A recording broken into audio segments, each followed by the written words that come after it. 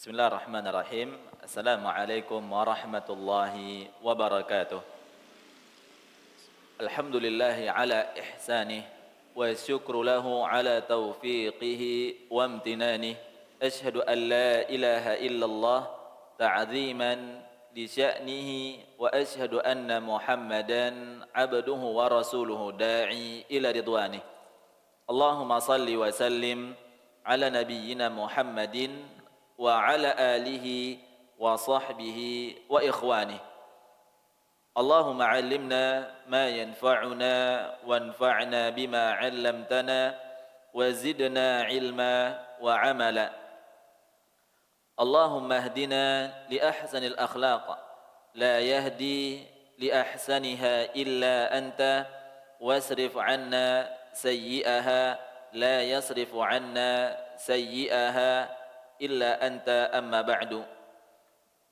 Kaum muslimin dan muslimah, jamaah yang dirahmati Allah Subhanahu wa taala, yang pertama-tama kita senantiasa bersyukur kepada Allah Subhanahu wa taala atas limpahan karunia-Nya dan juga rahmat-Nya, yang mana kita sebagai hamba-Nya tidak akan pernah bisa untuk dapat menghitung-hitung kenikmatan dari Allah Subhanahu wa taala.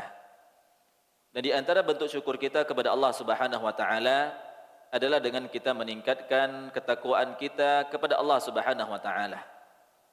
Dan juga kita senantiasa berselawat kepada nabi kita, Nabi Muhammad sallallahu alaihi wasallam.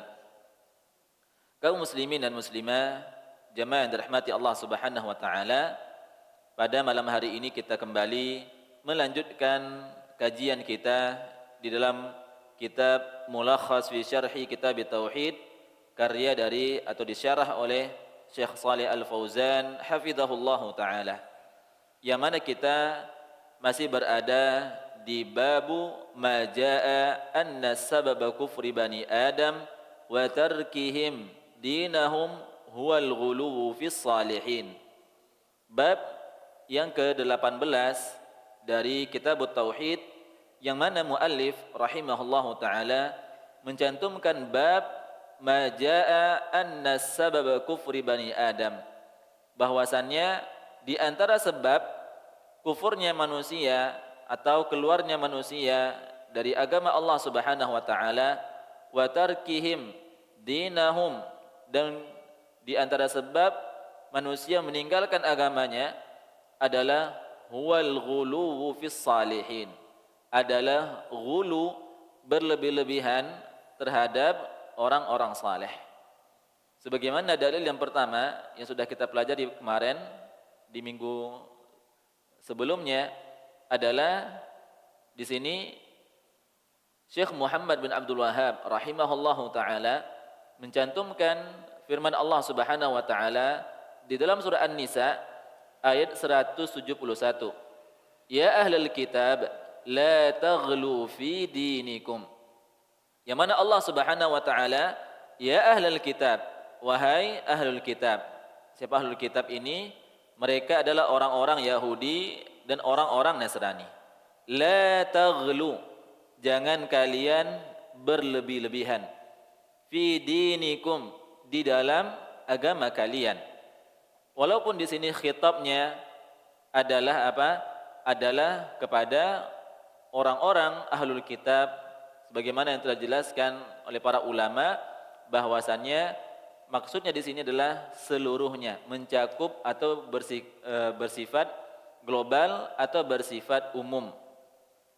Baik orang ahlul kitab maupun kaum muslimin dilarang untuk berlebih-lebihan di dalam agama. Yang dimaksud dalam berlebih-lebihan di sini adalah berlebih-lebihan di dalam, terutama dari segi akidah. Kita diperintahkan untuk tawassut. Kita harus menengah, tidak berlebih-lebihan dan tidak meremehkan. Jadi di bab ini penekanannya bahwasannya di antara sebab terbesar seorang jatuh kepada kesyirikan adalah di antaranya dengan berlebih-lebihan kepada orang saleh. Sebagaimana ahlul kitab, mereka terjerumus kepada kesyirikan kepada Allah Subhanahu wa taala karena mereka berlebih-lebihan kepada orang saleh. Sebagaimana orang Yahudi, mereka menghulukan atau berlebih-lebihan terhadap siapa? Uzair, yang mana mereka mengatakan ibnullah, sebagai anak Allah Subhanahu wa taala. Dan juga orang Nasrani, mereka juga berlebih-lebihan kepada siapa? Kepada Nabi Isa, yang mana mereka mengatakan Isa adalah anak Allah Subhanahu wa taala. Dan juga mengatakan bahwasannya Nabi Isa adalah Allah Subhanahu wa taala itu sendiri, Tuhan itu sendiri. Ada lagi mengatakan bahwasannya dari kalangan Nasrani bahwasannya Nabi Isa adalah tsalitsu tsalatsah, satu dari yang tiga, atau Trinitas. Kita masuk di dalil yang kedua yang dicantumkan oleh Syekh Muhammad bin Abdul Wahhab rahimahullahu taala. Tafadhal. Ahsanallahu ilaikum. Qala al-muallifu rahimahullah ta'ala fi kitabih kitab at-tauhid fi sahih an Ibn Abbas radhiyallahu anhuma fi qawlihi ta'ala a'udzu billahi minasy syaithanir rajim وقالوا لا تذرن آلهتكم ولا تذرن ودا ولا سواعا ولا يغوث ويعوق ونسرا وقال هذه أسماء رجال صالحين من قوم نوح فلما هلكوا أوحى الشيطان إلى قومهم أن ينصبوا إلى مجالسهم التي كانوا يجلسون فيها أنصابا وسموها بأسمائهم ففعلوا ولم تعبد حتى إذا هلك أولئك ونسي العلم عبدت. Nah, di sini Syekh Muhammad bin Abdul Wahhab rahimahullahu taala mencantumkan dalil yang kedua fi sahih, dalam sahih Ali bin Abbas radhiyallahu anhuma fi qaulihi ta'ala, di dalam firman Allah Subhanahu wa taala di dalam surat Nuh ayat ke-23, wa qalu la tadarunna alihatakum wa la tadarunna wadda wa la suwa'a wa la yaghutha wa ya'uqa wa nasra. Di dalam firman Allah Subhanahu wa taala di dalam surat Nuh ayat ke-23, wa qalu la tadarunna alihatakum. Dan mereka, siapa mereka di sini?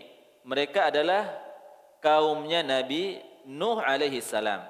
La tadarunna, janganlah sekali-kali kamu meninggalkan penyembahan alihatakum, terhadap Tuhan-Tuhan kamu.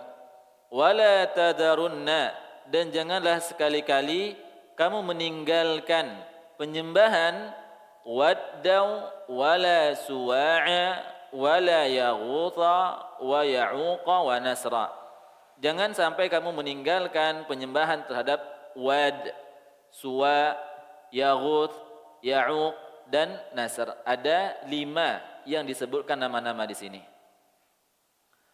Di sini dijelaskan qala hadhihi asma'u rijalin salihin min qaumi Nuhin.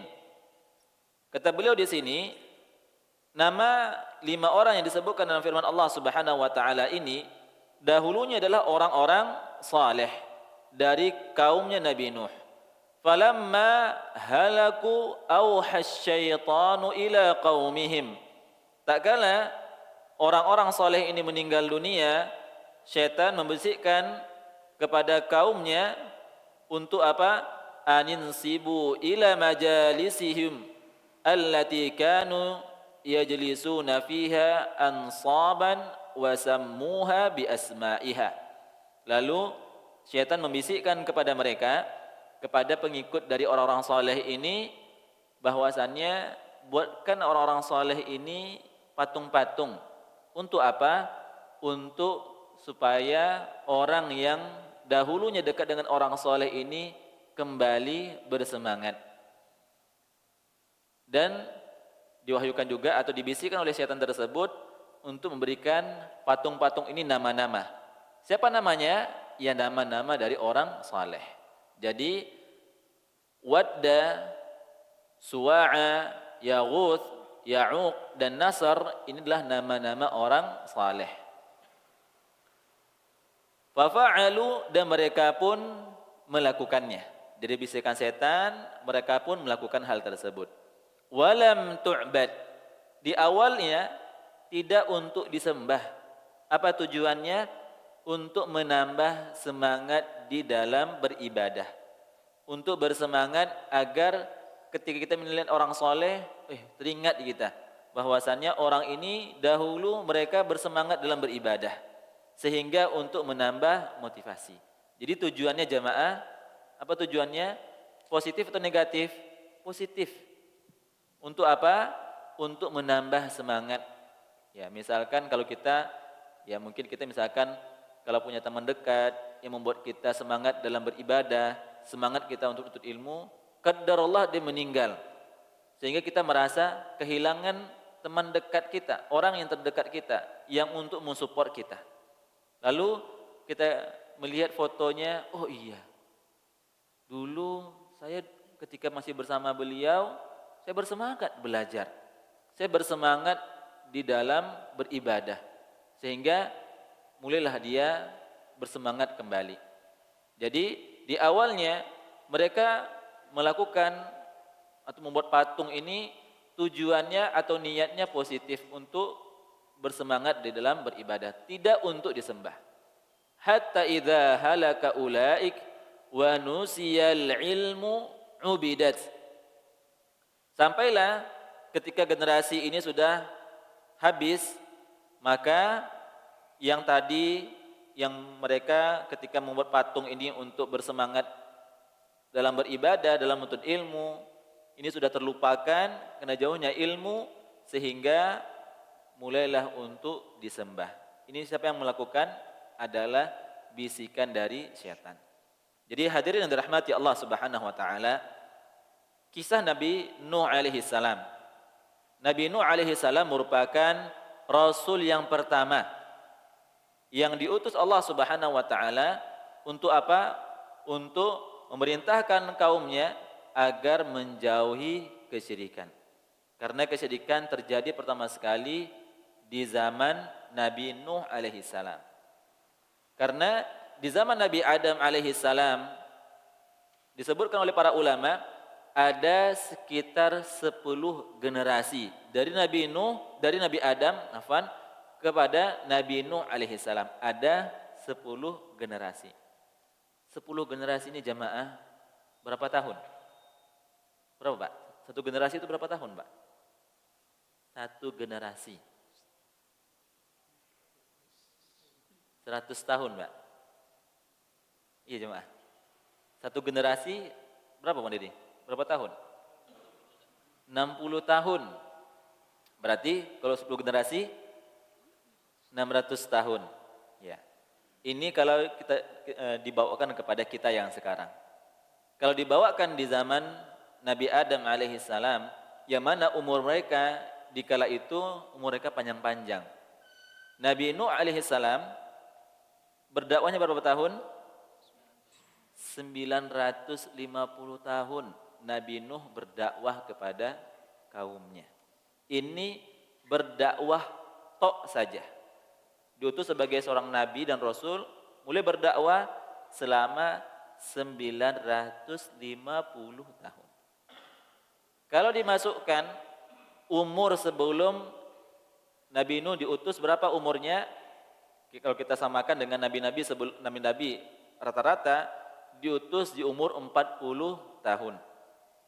Berarti 40 tahun ditambah dengan 950 tahun berarti 990 tahun. Belum lagi jamaah yang dirahmati Allah Subhanahu wa taala, ketika Nabi Nuh membangun kapal ini membutuhkan waktu yang panjang, bertahun-tahun. Jadi ketika Nabi Nuh berdakwah selama 950 tahun, sudahlah tantangan ketika itu sudah semakin berat. Yang beriman kepada Nabi Nuh ketika itu berapa orang? Berapa Pak? 950 tahun nih Nabi Nuh berdakwah, berapa kira-kira pengikut beliau? 9 orang. Gimana Pak? Gimana Pak Ujang? Ya, misalkan, ya kalau kita bawakan yang seperti yang di Padang, misalkan Ustaz kita Ustaz Elvi, misalkan, ya dari 2006 sampai sekarang, udah berapa tahun? 20 atau 19? 2006 sampai 2025, 19 tahun. Berapa yang hadir jamaah? Banyak. Nabi Nuh 950 tahun. Berapa kira-kira Pak? Ya, yang beriman atau yang menerima dakwah Nabi Nuh itu sekitar 80. Artinya, ya kalau kita bagi 950 dibagi dengan 80 berarti ya antara 11 tahun, 12 tahun, ya selama 10-11 tahun itu Nabi Nuh berdakwah, satu orang yang menerima, satu orang yang beriman. Tantangan yang sangat-sangat luar biasa. Ya tidak 1 bulan, 2 bulan, ya ini merupakan luar biasa nih jemaah. Tantangan yang luar biasa. Kita mungkin berdakwah, ya 1 hari 2 hari sudah mulai berat. Setiap hari yang mau berdakwah mah, ceramah-ceramah, tidak ada yang mendengar ceramah ambo do. Lah sebulan 2 bulan, Nabi Nuh berdakwah, berceramah setiap harinya, bahkan per 10 tahun, 11 tahun, satu yang menerima. Satu yang apa? Yang menerima dakwah beliau, yang beriman. Dan itulah beliau lakukan selama 950 tahun lamanya. Ketika dakwah beliau semakin berat, lalu diperintahkanlah untuk membuat kapal. Ketika Nabi Nuh alaihissalam membuat kapal, kapalnya di mana? Ya, membuat kapal, biasanya orang kalau membuat kapal itu dekat pinggir laut. Dan ini yang dilakukan oleh Nabi Nuh tidak. Ya, sehingga membuat fitnah, tantangan semakin berat. Ini Nuh ini sudah gila nih. Dia sudah tidak, Nabi Nuh alaihissalam kana najjaran. Nabi Nuh alaihissalam ini seorang apa? Seorang, ya kalau pandai besi itu berkaitan dengan besi, tukang kayu. Najjar itu tukang kayu. Jadi Nabi Nuh memiliki keahlian menjadi tukang kayu. Ya, ini Nuh sudah tidak kuat lagi dia berdakwah. Nah, sekarang dia menjadi beralih profesi menjadi tukang kayu. Dia katanya membuat kapal. Kan lucu, masa buat kapalnya di hutan, di atas bukit lagi. Dan disebutkan oleh para ulama, para ahli sejarah, bahwasannya Nabi Nuh alaihissalam membuat kapal ini, ada yang mengatakan puluhan tahun, bahkan ada yang mengatakan di antara ulama sejarah, ulama tarikh mengatakan ada sekitar 100 atau bahkan 200 tahun. Untuk apa?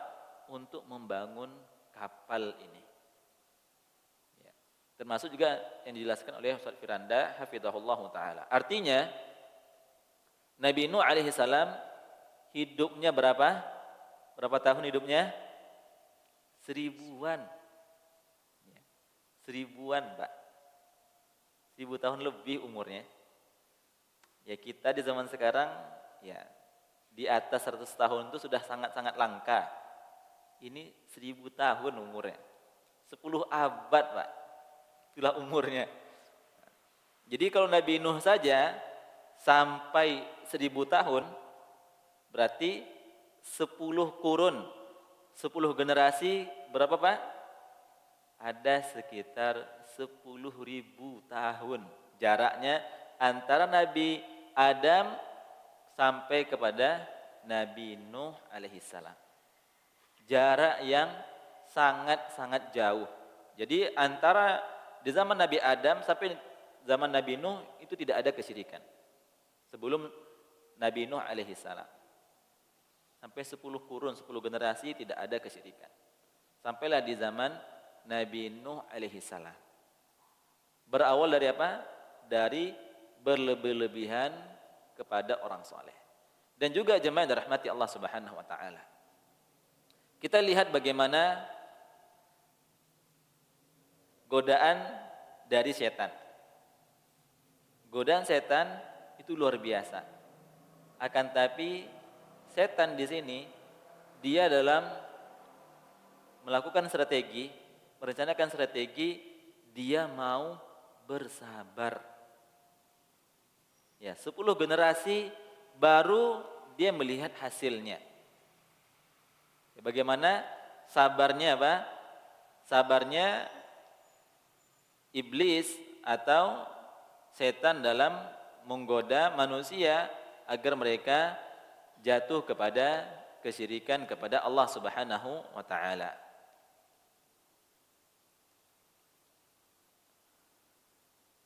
Maka kaum muslimin dan muslimah, jamaah yang dirahmati Allah Subhanahu wa taala, iblis dan juga setan mereka bersabar untuk menyesatkan manusia. Tentu kita di dalam berdakwah seharusnya jauh lebih sabar. Setan atau iblis atau setan tadi mau dia bersabar nunggu di 10 generasi. Karena memang iblis Allah Subhanahu wa taala tangguhkan umurnya sampai hari kiamat. Jadi iblis memiliki umur yang sangat panjang. Untuk apa? Untuk menggoda umat manusia agar terjatuh kepada kesyirikan, agar masuk ke dalam api neraka. Jadi kita lihat bagaimana sabarnya dia dalam apa? Di dalam merencanakan taktiknya, merencanakan untuk menyesatkan umat manusia. Dan juga kaum muslimin dan muslimat dirahmati Allah Subhanahu wa taala. Dari kisah dari Nabi Nuh alaihi salam dalam berdakwah yang berawal dari mana? Berawal dari ghulu, berlebih-lebihan kepada orang soleh. Ini awal mula terjadinya kesyirikan di muka bumi ini. Dan ketika di awal-awalnya sebagaimana sudah dijelaskan di sini, tidak langsung patung-patung itu tidak langsung disembah di awal. Tadi awalnya untuk apa?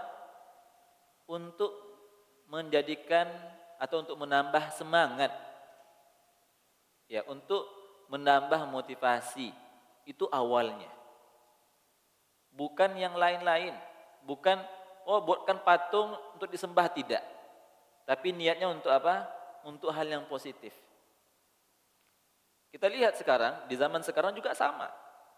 Polanya juga sama. Polanya masih sama. Ada orang soleh difoto atau dipajang, apalagi kalau sudah meninggal dunia. Apakah di awal-awal itu langsung untuk disembah, langsung dibawa untuk sujud-sujud? Tidak. Ya, untuk apa? Oh, itulah orang soleh. Supaya awak tahu bahwasanya itu orang soleh. Supaya kita mendapatkan barokah dan berlanjut ke tahapan-tahapan yang berikutnya. Termasuk juga apa? Termasuk juga ya beriktikaf. Dia melakukan ibadah di kuburannya, mencari barokah, bertabaruk di sana, meminta barokah di sana, itu di antaranya. Ya, makanya Nabi SAW tegas untuk hal ini. Makanya untuk kuburan dilarang untuk dibangun di atasnya bangunan. Karena ini merupakan apa? Merupakan awal terjadinya kesyirikan. Ya, terutama orang soleh. Ya, bahkan hendaklah orang soleh Ada juga yang seperti itu. Ya, sebagaimana yang kita lihat berita yang akhir-akhir sebelumnya yang terjadi, ada menimpa seorang ya perempuan yang meninggal dunia sehingga orang berbondong-bondong ke sana. Ya, diperbaguslah macam-macam. Ini merupakan apa? Awal dari kesyirikan. Makanya di sini diawali sebagaimana yang terjadi di zaman Nabi Nuh alaihi salam, berawal dari tujuannya positif. Setelah generasinya habis, hilang ilmu, maka generasi berikutnya barulah mulai disembah patung-patung tersebut. Yang mana mereka tidak tahu ini patung apa. Dulu nenek moyang mereka membuat patung ini untuk apa sih? Gitu. Mereka tidak tahu. Oh, patung ini kayaknya ya untuk kita beribadah nih kayaknya. Dibisikkan oleh setan. Oh iya, dulu nenek moyang kalian melakukan ini untuk beribadah di sini, untuk sujud di sini, untuk sholat di sini. Sampailah generasi-generasi yang berikutnya. Jadi hadirin yang dirahmati Allah Subhanahu wa taala, ini menunjukkan bahwasannya mempelajari akidah, mempelajari tauhid itu tidak lekang oleh waktu. Ada orang yang mengatakan bahwasannya di zaman kini nak ada yang mode di zaman Rasulullah dah, di zaman jahiliyah dulu dah. Tak ada dah, orang kini lah maju-maju. Maka mereka mengatakan ya mempelajari akidah, mempelajari tauhid ini tidak relevan untuk tahun sekarang. Itu untuk orang dulu. Kalau untuk orang kini nak cocok dah untuk akidah kau dah. Itu jadul bana. Maka sampaikan tidak. Setiap zaman ini harus diajarkan. Ilmu itu harus ada. Karena terjadinya kesyirikan berawal dari jauhnya dari ilmu, pengetahuan orang dari akidah yang benar, sehingga banyak yang jatuh kepada kesyirikan.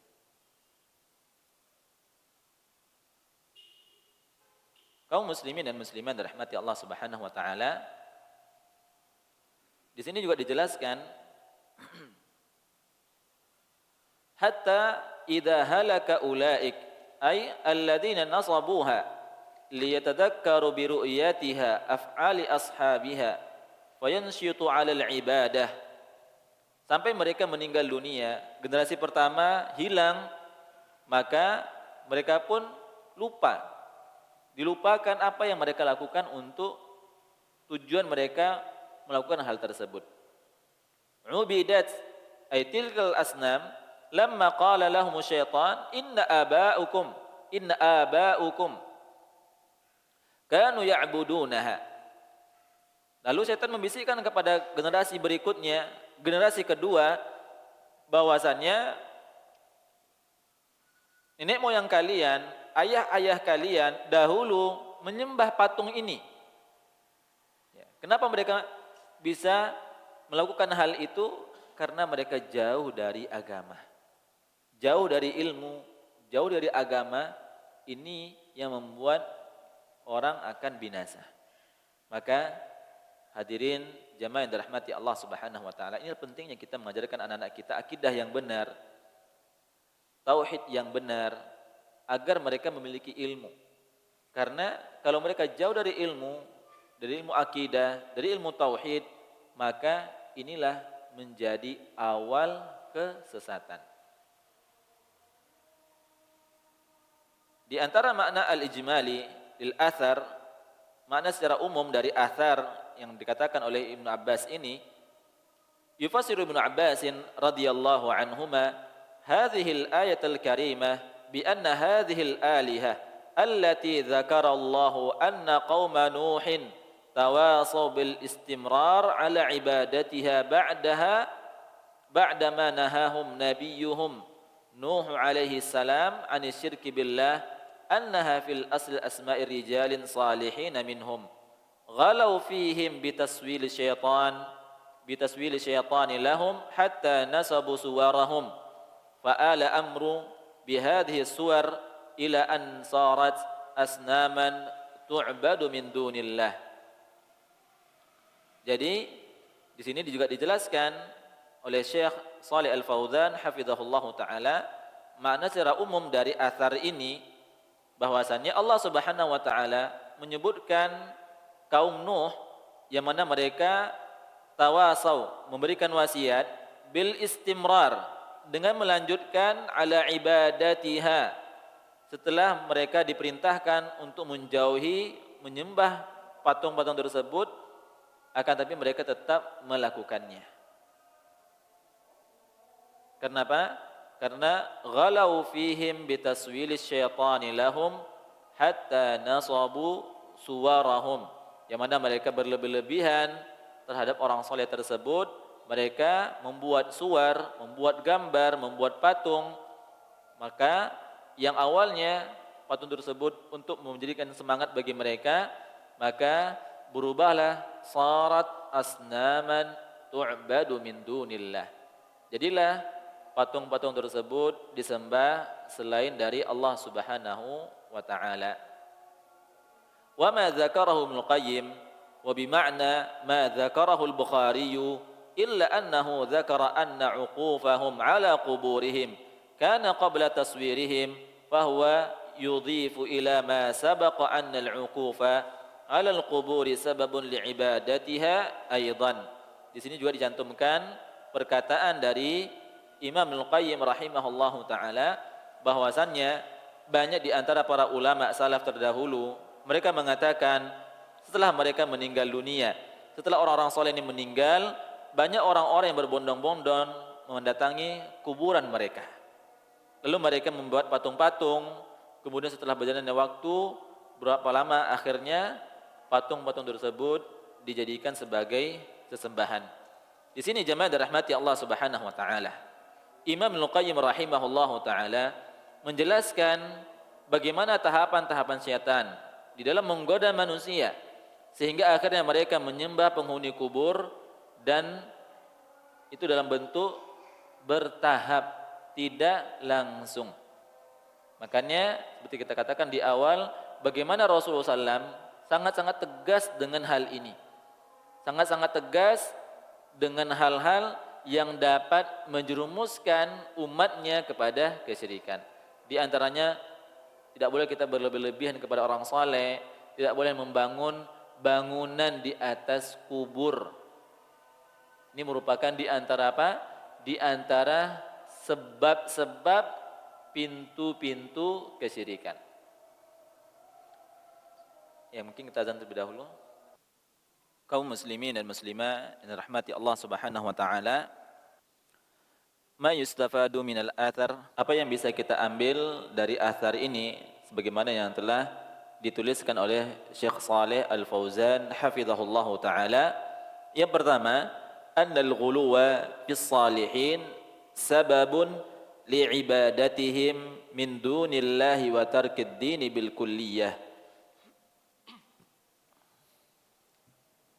Bahwasannya ghulu, berlebih-lebihan di dalam orang saleh merupakan sebab li'ibadatihim, merupakan sebab diibadatinya mereka, disembahnya mereka selain dari Allah Subhanahu wa taala, wa tarkid dini bil kulliyah, dan juga di antara sebab adalah ketika seorang meninggalkan agamanya secara mutlak.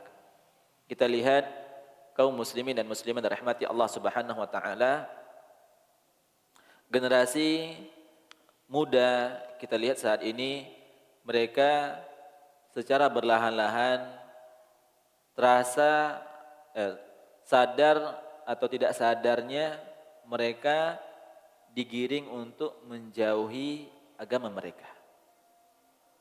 Karena ketika generasi muda ini dijauhkan dari agama mereka, mereka tidak kenal dengan agama mereka sendiri, dan ini sudah terjadi jamaah, terutama di beberapa kota besar yang mana kaum muda-mudanya atau pemuda-pemudanya, pemuda-pemudinya, mereka sangat-sangat malu untuk menampakkan apa?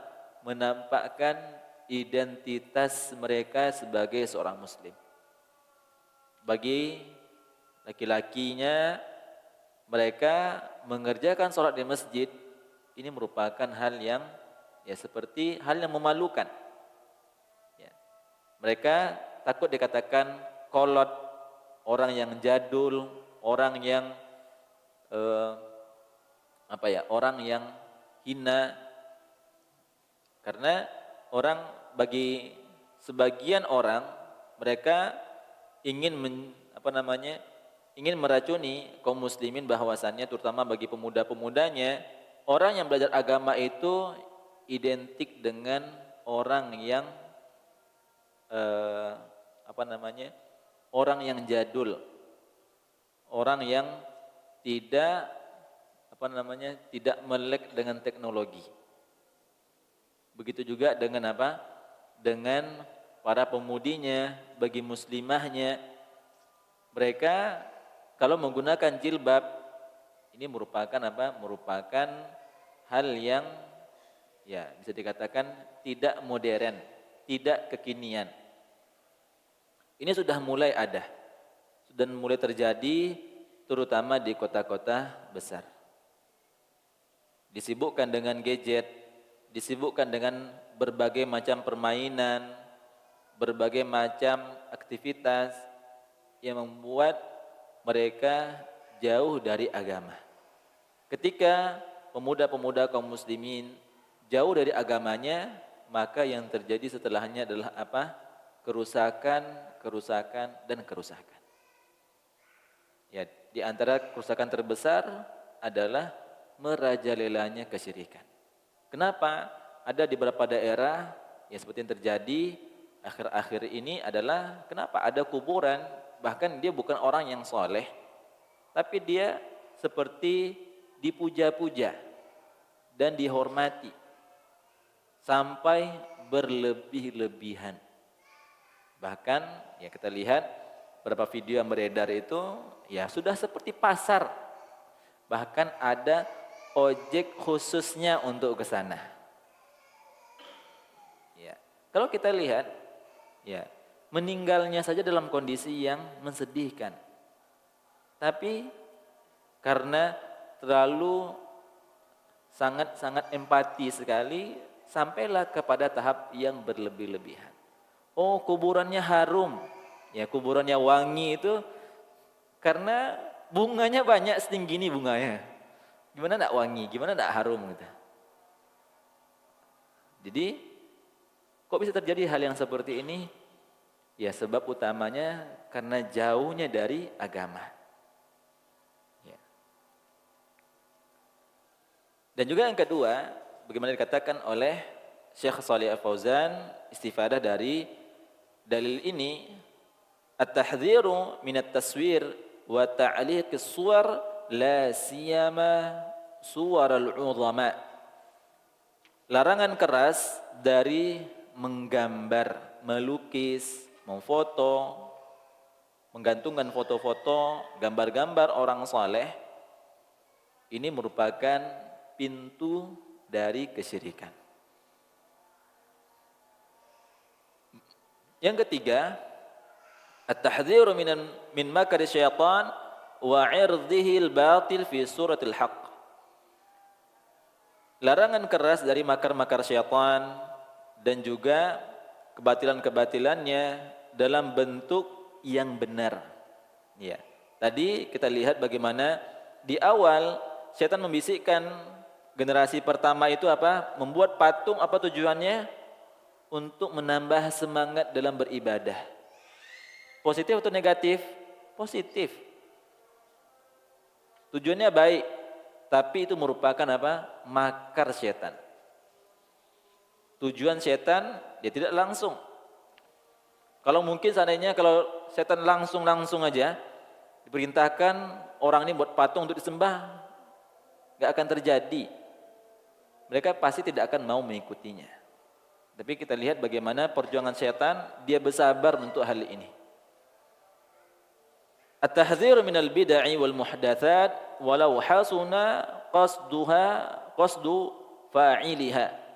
Larangan yang keras untuk melakukan hal-hal yang bid'ah, hal-hal yang baru dalam beragama, walau hasuna qasdu fa'iliha, walaupun niat orang tersebut baik. Kalau itu merupakan hal yang baru tidak pernah dicontohkan oleh Rasulullah SAW, kita tinggalkan. Oh itu kan baik Ustaz. Tidak, bukan masalahnya baik atau tidaknya.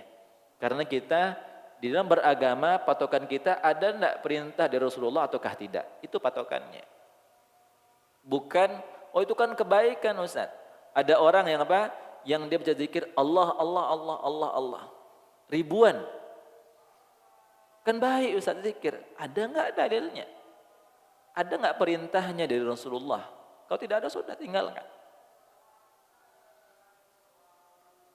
Lalu yang kelima, anna hadhil wasail ila syirki fayajibul hadhar minha. Bahwasannya wasilah-wasilah ini kepada kesyirikan maka wajib untuk kita hindari. Bukan makruh, tapi wajib untuk kita hindari. Segala wasilah-wasilah yang menjerumuskan kepada kesyirikan harus kita tinggalkan.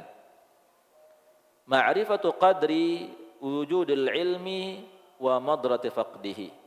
Pentingnya kita senantiasa mempelajari ilmu, karena keberadaan ilmu ini sangat-sangat besar sekali pengaruhnya, sebagaimana sebaliknya.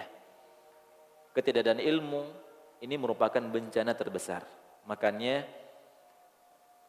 wafatnya para ulama ini merupakan musibah terbesar. Makanya ketika Rasulullah SAW wafat, ini adalah musibah yang terbesar yang menimpa umatnya. Lalu meninggalnya para sahabat, para tabi'in, atba'ut tabi'in, ini merupakan musibah jamaah. Apalagi orang-orang saleh, para ulama, meninggalnya mereka ini merupakan apa? Merupakan musibah. Kenapa? Karena ilmu semakin berkurang. Semakin berkurang orang-orang jauh daripada ilmu, maka kerusakan akan semakin merajalela. Hadirin dirahmati Allah Subhanahu wa taala, ini dia pembahasan kita pada malam hari ini. Semoga apa yang kita pelajari ini berkah untuk kita semua dan menambah motivasi kita untuk senantiasa bersemangat dalam menuntut ilmu, dan semoga Allah Subhanahu wa taala senantiasa menjaga hati-hati kita semua. Semoga Allah Subhanahu wa taala meluruskan niat-niat baik kita semua, dan semoga Allah Subhanahu wa taala menjadikan kita di antara hambanya yang ikhlas di dalam beribadah kepadanya. Barakallahu fikum. Subhanakallahumma wa bihamdika asyhadu an la ilaha illa anta astaghfiruka wa atubu ilaik. Assalamualaikum warahmatullahi wabarakatuh.